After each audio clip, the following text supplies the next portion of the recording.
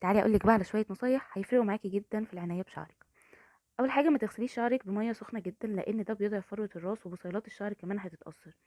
لازم تنشفي شعرك بالراحه ويفضل تكون بفوطه قطن، ويا ريت تسيبيه ينشف في الهواء العادي وبلاش استخدام حراره مباشره عليه. حتى لو مستعجله وهتستخدمي سشوار خليه يكون بارد مش سخن. تالت نصيحه وهي قص الاطراف. وللاسف كان في اعتقاد خاطئ زمان ان كل ما تقصي الاطراف الشعر هيطول اسرع. الاعتقاد ده غلط تماما وملوش اي اساس من الصحه. قص الاطراف ما هو الا اننا بنخلي الشعر يبان بشكل صحي ومرتب اكتر. بتقصيه مره كل 3 او 6 شهور كمان. وبتقصي الاطراف بس اطراف الاطراف، بلاش تربطي شعرك كتير لانه ممكن يكسر الشعر ويسبب السقوط كمان. لانك بتحملي على بصيله الشعر، وشد الشعر لمده طويله بيعمل اجهاد على الشعرايه وعلى فروه الراس. يا ريت تستخدمي مشط واسع ويفضل يكون خشب علشان نقلل من الشحنات الكهربيه اللي ممكن تحصل للشعر. كمان مهم جدا تعملي حمام زيت مره او مرتين كل اسبوع. اولا هيرطب شعرك جدا، واستخدام الزيوت الطبيعيه عموما على الشعر ده يعتبر احسن وسيله هتفيد الشعر.